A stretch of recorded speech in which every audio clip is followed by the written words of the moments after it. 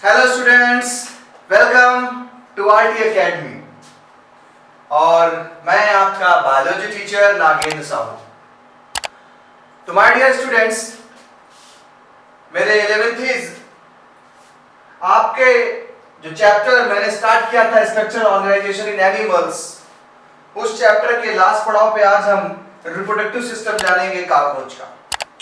जब हमने कॉकरोच की एनाटॉमी स्टार्ट करी तो कॉकरोच की एनाटॉमी में आपने देखा था कि हमने कॉकरोच के माउथ पार्ट्स यानी उसके माउथ के बारे में जाना, उसके रेस्पिरेटरी सिस्टम को समझा, उसके एलिमेंट्री कैनाल यानी डाइजेस्टिव सिस्टम को समझा, नर्वस सिस्टम को समझा, और आज हम पहुंचे हैं रिप्रोडक्टिव सिस्टम। तो बेहद इंपॉर्टेंट चीज है कॉकरोच के लिए, क्योंकि कॉकरोच के पास अगर रिप्रोडक्टिव मेथड नहीं होता तो जो इनकी आज तादाद इतनी ज्यादा हो चुकी है, हर घर में हर मोहल्ले में मौजूद हैं ये कॉकरोच।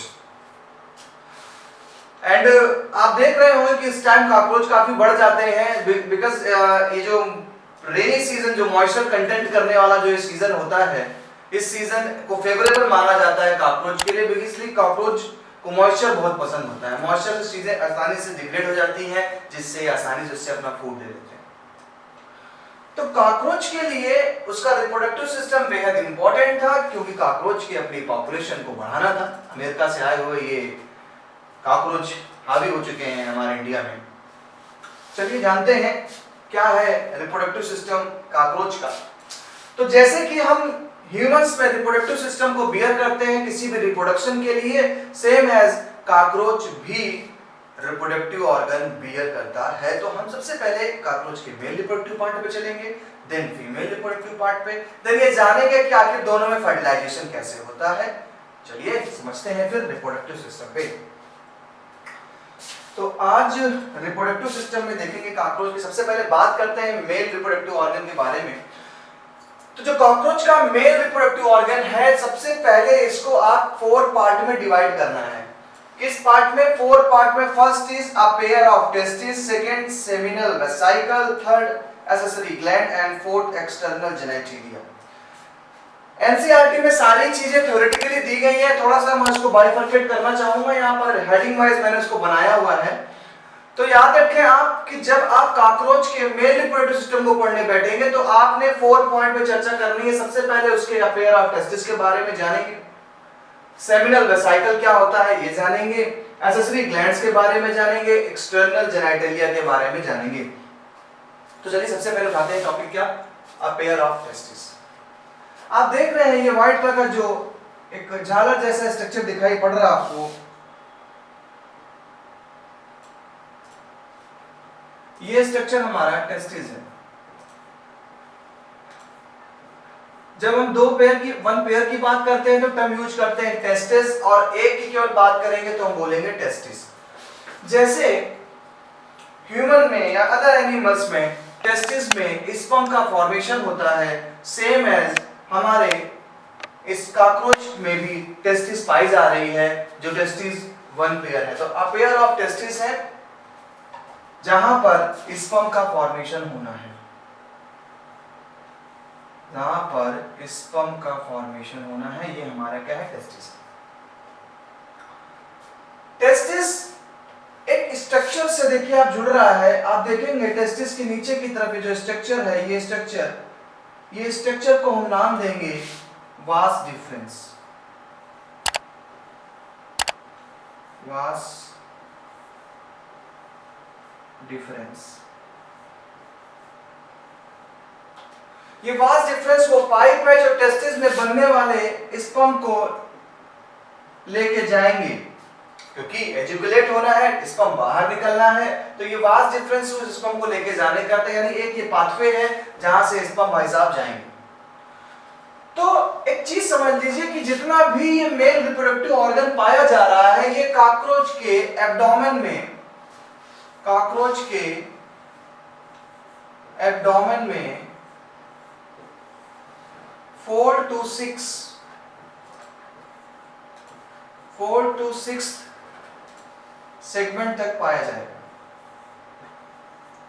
यानी अगर आपसे लोकेशन पूछी जाती है कि भाई एक कॉकरोच का जो रिप्रोडक्टिव ऑर्गन है उसकी लोकेशन क्या है, तो सबसे पहली बात तो कॉकरोच का जो रिप्रोडक्टिव ऑर्गन है वो एब्डोमेन में मौजूद है, और एब्डोमेन में 4 to 6 सेगमेंट तक 10 सेगमेंट्स होते हैं एब्डोमेन में, मैंने बताया था आपको। हेड में 6 होते हैं, थोरैक्स में 3 सेगमेंट होते हैं एंड एब्डोमेन में 10। तो जो 10 सेगमेंट्स हैं उन 10 सेगमेंट्स में 4 से लेके 6 सेगमेंट तक हमारा होता है क्या, मेल रिप्रोडक्टिव ऑर्गन। उसमें टेस्टिस में सबसे पहले आपको पता है कि टेस्टिस होती हैं, 1 पेयर टेस्टिस होती हैं। टेस्टिस अपने स्पर्म को जिस पाइप के थ्रू, जिस डक्ट के थ्रू भेजेंगी वो हमारा हो गया वास डिफरेंस।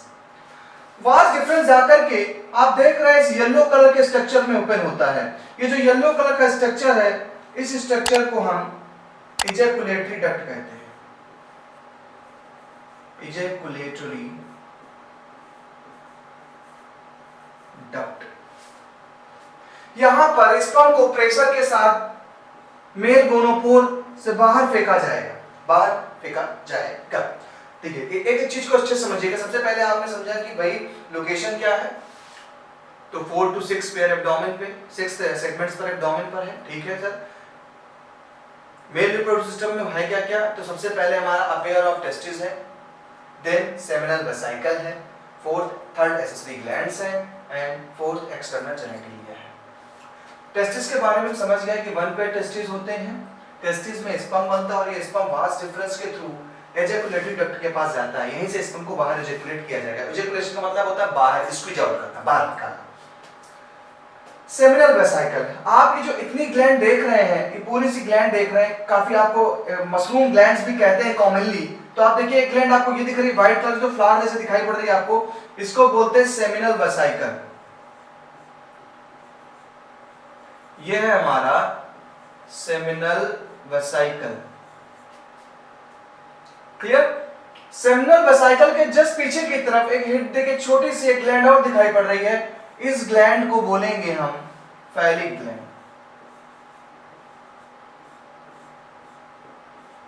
ये हमारी फैलिक ग्लैंड होती है। फैलिक ग्लैंड और सेमिनल वेसिकल को कॉमनली बुलाते हैं मशरूम ग्लैंड। ये एक इंपॉर्टेंट पॉइंट है, मशरूम ग्लैंड, तो नोट कर लीजिएगा।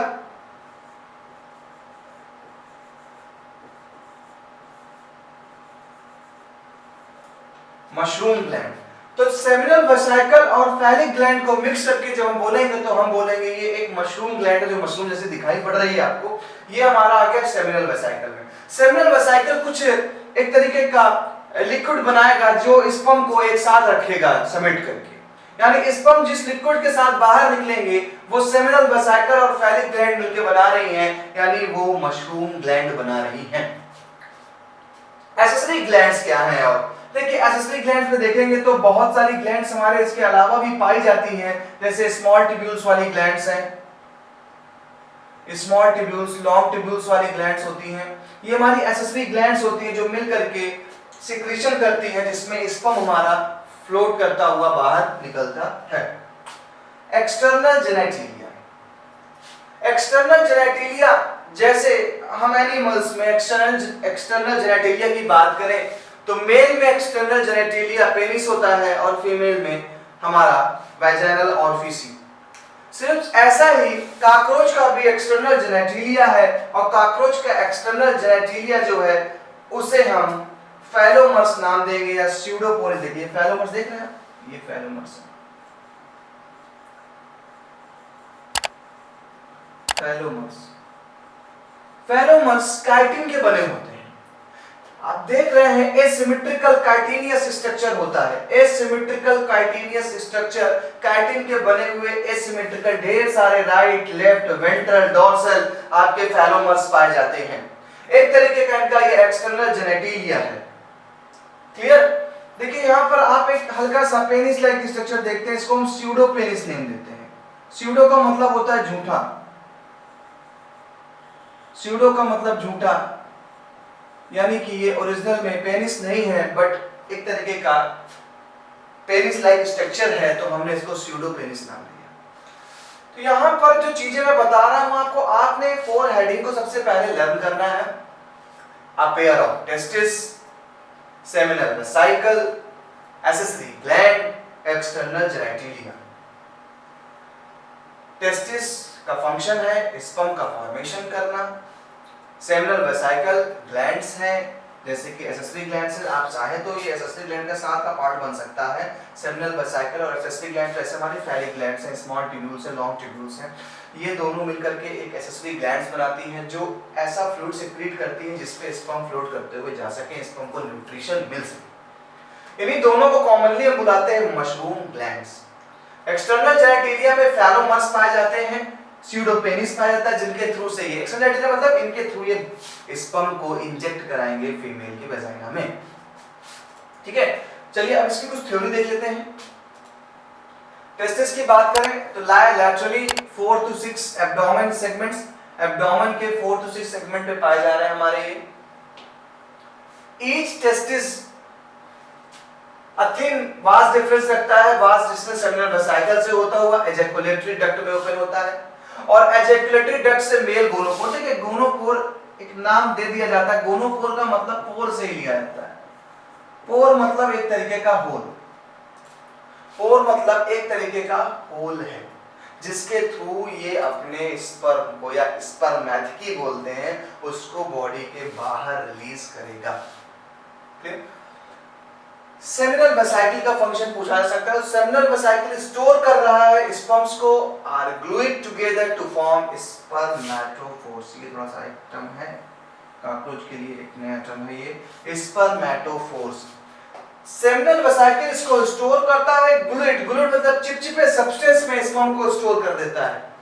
जैसे आपकी बॉडी के बाहर पेंट लगा दिया जाए, एक ग्लूइड सब्सटेंस, ऐसे स्पर्म के सराउंडिंग में ग्लूइड सब्सटेंस लगा दिया जाता है जिसे हम कॉमनली बुलाएंगे स्पर्मेटोफोर्स। तो अब हम ये नहीं बोलेंगे कि कॉकरोच अपने स्पर्म को इंजेक्ट करा रहा फीमेल कॉकरोच में, हम बोलेंगे कॉकरोच अपना स्पर्मेटोफोर इंजेक्ट करा रहा है फीमेल कॉकरोच में। तो याद रखिए इस टर्म को, spermatophores. It's a combined structure of sperm and glued which is secreted by seminal vesicle. Okay, तो स्पर्मेटोफोर्स इस तरीके से बन गया। They are discharged during copulation. ये जैसे कि आप देख रहे हैं कॉपुलेशन का एक बड़ा मेथड है, कॉकरोच कॉपुलेशन करते हैं जस्ट एक दूसरे के अपोजिट डायरेक्शन में हो जाते हैं। एंड मोस्टली ये जो सीन करते हैं ये सीन इनका नाइट का होता है क्योंकि इन्हें नॉक्टर्नल एनिमल्स बोला जाता है, और नॉक्टर्नल एनिमल्स के कारण ये अपने मोस्ट ऑफ देम काम को डार्कनेस में ही करते हैं, रात्रिचर प्राणी है भैया। तो ये सेमिनल वेसिकल तक की बात हो गई, टेस्टिस हो गया, सेमिनल वेसिकल हो गया। आगे आते हैं एसेसरी ग्लैंड्स पे। देखिए जैसा कि मैंने बताया था, एसेसरी ग्लैंड्स इंक्लूड करता है मशरूम ग्लैंड। मशरूम इसलिए बोल रहे हैं बार-बार क्योंकि ये क्या है, एक मशरूम जैसा दिखने वाला स्ट्रक्चर है, इसलिए इसको मशरूम ग्लैंड्स बोला जा रहा है। तो यहाँ पर मशरूम ग्लैंड है एंड फैलिक ग्लैंड्स पाई जाती है। Their secretion nourishes the sperm. जैसे ह्यूमन में एक मिल्की फ्लूइड डिस्चार्ज होता है जिसमें स्पर्म फ्लोट करते हैं, स्पर्म को उनसे न्यूट्रिशन मिलता है, सेम एज हमारे कॉकरोच भाई साहब के भी मशरूम ग्लैंड्स हैं, फैलिक ग्लैंड्स हैं जो ऐसा सेक्रेशन निकालते हैं जो हमारे स्पर्म को नरिश करेगा, मतलब कि हमारे कॉकरोच भाई साहब के स्पर्म को नरिश करेगा। External genitalia male gonapophysis. देखिए नाम थोड़ा सा आपके लिए नए मिलेंगे बिकॉज़ ये कॉकरोच है तो कुछ तो डिफर रहेंगे ही अदर एनिमल से। तो हमारे जो कॉकरोच भाई साहब हैं इनके मेल जेनिटेलिया को आप जैसे कि मैंने अभी पीछे आपको बताया फैलोमर्स भी कह सकते हैं। आपको अगर फैलोमर्स आसान लगे तो फैलोमर्स बोल दीजिए, मेल रिप्रोडक्टिव ऑर्गन। अदरवाइज गोनापोफाइसिस अगर आप बोलना चाहें तो बोल दीजिए, इनका एक्सटर्नल जेनिटेलिया है। काइटेनियस एसिमेट्रिकल स्ट्रक्चर होते हैं सराउंडेड मेल गोनोफोर। मेल गोनोफोर पोर है जहां से स्पर्म बाहर निकलने वाला है और उसको सराउंड करते हैं हमारे एक्सटर्नल जेनिटेलिया जिसे हम क्या बोलेंगे, फैलोमर्स। यहां तक का टारगेट हमारा था मेल रिप्रोडक्टिव सिस्टम का। तो फिर से एक बार रिव्यू मार दीजिए, एक बार रिवाइज कर लीजिए मेरे साथ। मेल रिप्रोडक्टिव सिस्टम जो पाया जा रहा है वो एब्डोमेन में 4 to 6 सेगमेंट तक पाया जा रहा है। मेल रिप्रोडक्टिव सिस्टम के 4 पार्ट आपने किए। पहला टेस्टिस जो कि मेन रिप्रोडक्टिव ऑर्गन है जहां पर ओवम का फॉर्मेशन होगा। सेकंड आपका क्या है, सेमिनल वेसिकल जहां पे स्पर्म को स्टोर किया जा रहा है। थर्ड एसेसरी ग्लैंड्स, जहां पर आपकी मशरूम ग्लैंड्स या फैलिक ग्लैंड्स आती हैं जो ऐसा सिक्रेशन निकालती हैं जो नरिश करते हैं कॉकरोच के स्पर्म को। And the last one is external genitalia. तो कॉकरोच का जो एक्सटर्नल जेनेटिलिया है वो एक्सटर्नल जेनेटिलिया काइटिनियस होता है, एसिमेट्रिकल होता है। एसिमेट्रिकल का मतलब आप एक पर्टिकुलर शेप नहीं बता सकते, उसका पर्टिकुलर ऐसा शेप है। काइटिनियस मतलब काइटिन का बना हुआ, जैसे कॉकरोच का एक्सोस्केलेटन काइटिन क्या है, सेम एज उसका एक्सटर्नल जेनेटिलिया है। तो एक्सटर्नल जेनेटिलिया गोनोपोर से सराउंडेड, यानी गोनोपोर वो पोर है, ये पोर गोनोपोर, यानी अगर समझे तो गोनोपोर वो पोर है जहां से स्पर्म निकलना है, और इस गोनोपोर के सराउंडिंग में ऐसे एसिमेट्रिकल स्ट्रक्चर्स निकले हुए हैं, काइटिन के बने हुए। इससे हमने बोला क्या, एक्सटर्नल जेनेटिलिया, ऐसे को बोलते हैं फैलोमर्स। ठीक है, अब समझ में आ जाएगा। तो फैलोमर्स एक तरीके की हेल्प करेंगे कॉपुलेशन में, वजाइना को स्ट्रेच करने में, अदर टाइप के कॉपुलेशन में हेल्प करेंगे कॉकरोच को उसके एक्सटर्नल जेनेटिलिया। तो ये तो रहा एक male reproductive system.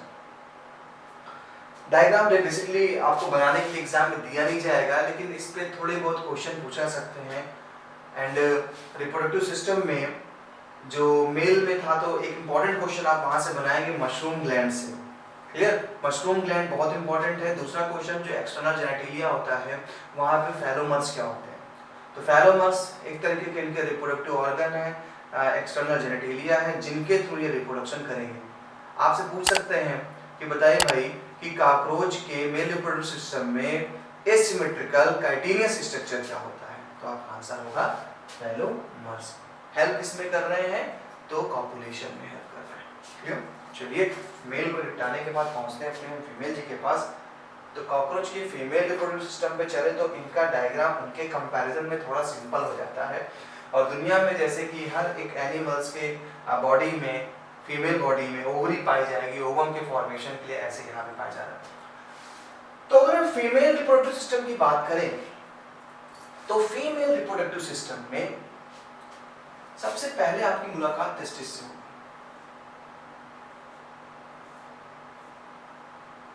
Sorry, testis not, testis कहाँ से आ जाएगी भाई, ये तो फीमेल है, तो फीमेल में तो ओवरी पाई जाएगी, तो ओवरी आ गई।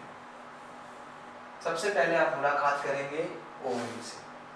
ठीक है, जब आप ओवरी से रूबरू हो जाते हैं तो ओवरी के बाद आपको मिलेंगे हमारे कुछ ओविडक्ट्स। देखिए, हम इंसानों जैसा ही कुछ इनमें भी पाया जा रहा है, इसलिए शायद इनको एनिमल की कैटेगरी में रखा गया है। क्योंकि अगर हम ह्यूमन की बॉडी की बात करें तो ह्यूमन बॉडी में भी वहाँ ओवरी मिलेगी, वहाँ ओविडक्ट मिलेगा। ऐसे यहाँ पर भी ओवरी मिल रही है, ओविडक्ट मिल रहा है। नेक्स्ट आपको मिलेगा स्पर्मैथिकी, स्पर्मैथिका, थर्ड पॉइंट आपका स्पर्मैथिका जाएगा। एंड फोर्थ जेनिटल चैम्बर, थोड़ा इनके नाम ज़्यादा है। And fifth colleterial glands. 5 लोग हैं। सबसे पहले फिर अपने नोटबुक पे लिख लें ये रिप्रोडक्टिव ऑर्गन के नाम, जैसे कि आपने कॉकरोच की मेल पार्ट लिखा, चीज़ें इससे आसान हो जाती है क्योंकि एनसीईआरटी में सबको थ्योरेटिकली दिया गया है, हेडिंग निकालना डिफिकल्ट होता है। तो आप हेडिंग निकाल लीजिए। आप फीमेल रिप्रोडक्टिव पार्ट को 5 पार्ट में डिवाइड कर लीजिए। पहला पार्ट जो आप बनाएंगे वो 1 पेयर ओवरी बनाएंगे, लार्ज ओवरीज होती हैं। सेकेंड पेयर जो आप बनाएंगे वो पेयर ओविडक्ट पे बनाएंगे। थर्ड आपकी जो हेडिंग बनेगी स्पर्मैथिका बनेगी। फोर्थ हेडिंग जेनिटल चैम्बर बनेगा। फिफ्थ हेडिंग कोलेटेरियल ग्लैंड्स बनेगी। ये 5 हेडिंग आप पहले बना लीजिए। फिर से मैं रिपीट करता हूँ, 5 हेडिंग्स में डिवाइड है female reproductive organ. First is ovary, second oviduct, third spermatheca, fourth genital chamber and fifth colleterial glands. जैसे कि मेल अपने लोकेशन को बताता है कि भाई 4 to 6 पेयर तक उसकी सत्ता है, सेम ऐसे हमारा जो फीमेल रिप्रोडक्टिव ऑर्गन जाएगा ये 2 से 7 तक जाएगा। काफी बड़ा होता है, 2 से 7 सेगमेंट तक ये जाता है। डोमेन के लोकेशन पे 2 to 7 सेगमेंट तक ये असर मारता है क्योंकि ये काफी लार्ज ओवरी है, काफी लंबा पार्ट कवर करते हैं। तो लोकेशन की बात करें तो 2 to 7 सेगमेंट्स कवर करेगा एब्डोमेन के female reproductive system. Female reproductive system के 5 पार्ट कर डाले आपने, ovary, oviduct, spermatheca, then genital chamber note करते चले, एंड फिफ्थ कोलेटेरियल ग्लैंड्स। चलिए एक एक के बारे में चर्चा करते हैं। तो देखिए सबसे पहले बात मैं डायग्राम को यहीं पर एक्सप्लेन कर देता हूँ, ज्यादा अच्छा डायग्राम है ये। आप देख रहे हैं येलो कलर की जो बॉडी है ये एक ओवरी है। ये जो ओवरी है, ये ओवरी आप देखेंगे हर एक ओवरी में अप्रोक्सीमेटली 8 लाइन जैसे आप स्ट्रक्चर देखें, देखिए लाइन स्ट्रक्चर। ये बेसिकली एक अलग है, ये अलग है, ये अलग है, ये अलग है, ये अलग है। ऐसे 8 ट्यूब लाइक स्ट्रक्चर पाए जा रहे हैं एक ओवरी में। 8 इधर हो गए, 8 इधर हो गए, मिलाकर के 16 ट्यूब्यूल्स हो गए। तो यहां पर एक ओवरी में 8 ओवेरियन ट्यूब्यूल्स पाए जा रहे हैं। जो देख रहे हैं ये ओवेरियन ट्यूब्यूल्स हैं, और हर एक से एक ओवम रिलीज होगा। हर एक से एक ओवम रिलीज होगा, यानी अगर देखा जाए तो 8 ओवम इधर से रिलीज हो जाएंगे, 8 ओवम इधर से रिलीज हो जाएंगे। टोटल रिप्रोडक्टिव टाइम में एक फीमेल कॉकरोच 16 ओवम को रिलीज करती है, जबकि हम ह्यूमंस में 1 मंथ में ओनली 1 ओवम या एग रिलीज होता है। जबकि यहां पर एक ओवरी से 8 ओवम, दूसरी ओवरी से 8 ओवम, दोनों को मिलाकर 16 ओवम एक फर्टाइल टाइम में रिलीज होते हैं। यानी अगर देखा जाए तो कॉकरोच तो स्पर्म बहुत निकालता है, लेकिन उस स्पर्म से 16 जाइगोट तैयार हो सकते हैं। यानी एक फीमेल कॉकरोच अपने रिप्रोडक्टिव टाइम में एक बार में 16 कॉकरोच को पैदा करेगी। क्लियर अंडरस्टैंडिंग बात है थोड़ी सी। आगे चलते हैं। तो ओवरी जो ओपन हो रही है, ओवरी जिस जगह पे ओपन हो रही है वो जगह हमारी वेजाइना है, लेकिन वेजाइना के बीच में वो ट्यूब आता है। जैसे कि हम ह्यूमंस में फैलोपियन ट्यूब या ओविडक्ट होता है, ऐसे यहाँ पर ओविडक्ट पाया जा रहा है, जो ओवरी से निकलने वाले ओवम को वेजाइना तक लेके आता है। तो ओविडक्ट हमारा सेकंड पार्ट था। ओविडक्ट ये हमारा सेकंड पार्ट था, जो क्या कर रहा था, ओवरी से निकलने वाले ओवम को वेजाइना तक पहुंचा रहा था। तो ओविडक्ट का इतना काम होता है। 2 पार्ट हुए। ओवरी समझ गया, एक ओवरी में 8 ओवेरियन ट्यूब्यूल्स पाए जा रहे हैं, ओवेरियोल भी कहते हैं इसको, अभी आगे डिस्क्रिप्शन देता हूँ इसका। सेकंड थिंग कहता है कि जो ओविडक्ट है ये ओवम को लेकर के वेजाइना तक जाता है। देखिए वेजाइना है, वेजाइना के सराउंडिंग में आप देख रहे हैं कोलेटेरियल ग्लैंड्स हैं। देखिए कोलेटेरियल ग्लैंड्स का आप मतलब अगर समझे बहुत स्टाइल मिलेंगे। आप देखेंगे वेजाइना के लेटरल साइड पे ग्लैंड है, वेजाइना के लेटरल साइड पे ग्लैंड है। तो यहां पर देखिए कोलेटेरियल से लेटरल टर्म निकाल लीजिए,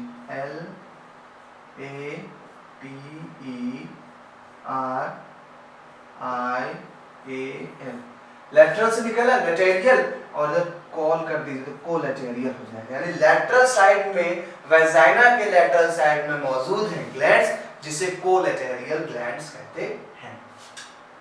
अब हमारा जो कोलेटेरियल ग्लैंड्स के नीचे जाएंगे तो जेनाइटल चैम्बर मिलता है। देखिए जेनाइटल चैम्बर और वेस्टिब्यूल तो दिख रहे हैं पाइप। ये जेनाइटल चैम्बर और वेस्टिब्यूल ये है जहाँ पर जेनाइटल चैम्बर, जहाँ पर वेजाइना आकर ओपन होगी, ये आपका वेस्टिब्यूल है। इन दोनों को मिलाकर के जेनाइटल पाउच कहते हैं। जो 7th सेगमेंट पे पाया जाता है हमारा वो होता है जेनाइटल पैच, 7th सेगमेंट पे। तो जेनाइटल पैच पाउच के 2 पार्ट हुए, एक जेनाइटल चैम्बर, दूसरा वेस्टिब्यूल। जेनाइटल चैम्बर जहां वेजाइना ओपन हो रही है, वेस्टिब्यूल उसके डॉर्सल सरफेस वाला पार्ट है। आप देखेंगे इसी जेनाइटल चैम्बर के नीचे की तरफ ये व्हाइट करके स्ट्रक्चर पाए जाते हैं, इन्हें बोलते हैं गोनापोफाइसिस। गोनापोफाइसिस, जैसे मेल में गोनापोफाइसिस पाया जा रहा है, ऐसे यहाँ पर भी जैसे वहाँ फैलोमस पाया जाता है, ऐसे ये स्ट्रक्चर पाए जाते हैं गोनापोफाइसिस। ठीक है, तो ये तो डायग्राम मैंने एक्सप्लेन किया, फिर से मैं आपको रिपीट करता हूँ। डायग्राम में आपने 5 पार्ट याद करने हैं, पहले फीमेल के नोट पे लिखना है आपको।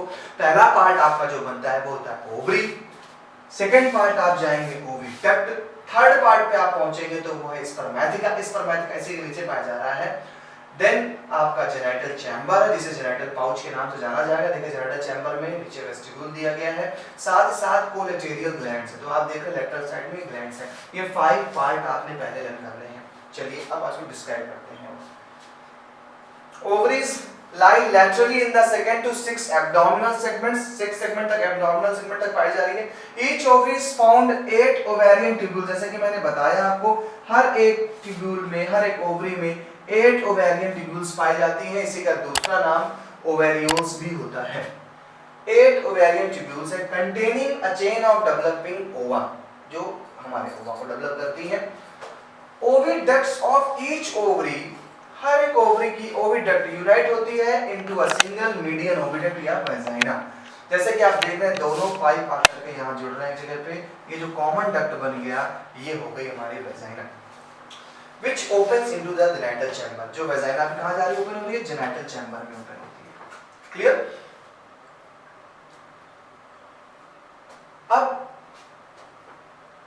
फर्टिलाइजेशन के बात पे चले तो फर्टिलाइजेशन में जैसा कि मैंने बताया कि जैसे ये एक नॉक्टर्नल एनिमल है तो ये रिप्रोडक्शन नाइट में करेंगे, कॉपुलेशन नाइट में करते हैं। तो कॉपुलेशन में a pair of spermatheca is present in the 6th segment which opens into the genital chamber. देखिए स्पर्मेथिका क्या है। A pair of spermatheca is present in 6th segment which opens into the genital chamber। 6th pair पे spermatheca नाम का structure पाया जाता है जो जेनिटल चैम्बर में ओपन हो रहा है। Sperms are transferred through spermatophores. देखिए वही है स्पर्मेटोफोर्स। हम यहाँ पर स्पर्म टर्म नहीं ले रहे हैं, स्पर्म एक सॉल्यूशन के साथ है, एक लिक्विड के साथ है, तो हमने पूरा टर्म दिया spermatophores. Their fertilized egg are encased in ootheca। encased मतलब बेसिकली क्या होता है बेटा कि स्पर्मेथिका में इनके ओवम आके सेट जाते हैं। स्पर्मेथिका में इनके ओवम सेट जाते हैं स्पर्मेथिका में से, और उसी जगह पे हमारे स्पर्मेटोफोर्स आ जाते हैं। तो यहाँ पर फर्टिलाइजेशन हो गया। फर्टिलाइजेशन के बाद जो जाइगोट हो गया यानी फर्टिलाइज जो एग हो गया वो एक डार्क रेडिश ब्राउन कैप्सूल में बंद हो जाता है। ये देखिए आप देख रहे हैं 8 मिलीमीटर का होता है ये जो स्ट्रक्चर आप देख रहे हैं ये 8 मिलीमीटर का स्ट्रक्चर है, डार्क रेडिश ब्राउन होता है ये स्ट्रक्चर। इसे हम बोलते हैं ootheca। यानी जैसे कि एक सोप केस होता है, सोप रखने वाला केस होता है, कुछ ऐसा ही हमारे फीमेल स्पर्मेथिका तैयार करती है। उस स्पर्मेथिका में सारे एग्स सेट हो गए, वहां पर स्पर्मेटोफोर्स आए, स्पर्मेटोफोर फर्टिलाइज हुआ और उसी के सराउंडिंग केमिकल से एक थीका बना दिया गया, एक लेयर बना दी गई और उस लेयर को ootheca नाम दे दिया गया। क्लियर? देन फीमेल्स ले 9 to 10 ootheca each containing 14 to 16 eggs। Female 9 से 10 थीका को फॉर्मेशन करती है। ऐसे 9 से 10 थीका बना रही है और हर एक थीका में 14 से 16 एग्स होते हैं। एक कंटिन्यूअसली प्रोसेस चल रहा है।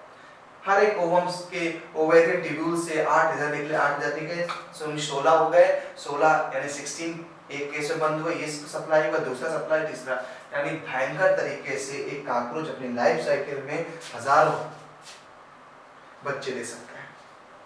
इसीलिए शायद इनके नंबर बहुत ज्यादा है। तो इस तरीके से ये फर्टिलाइज करके अपने ootheca को रिलीज करते हैं। तो याद रखिएगा ootheca क्या है, तो ootheca क्या है, डार्क रेड ब्राउन स्ट्रक्चर होता है, 8 मिलीमीटर लॉन्ग होता है, जिसमें इनके फर्टिलाइज्ड एग सुरक्षित रहते हैं।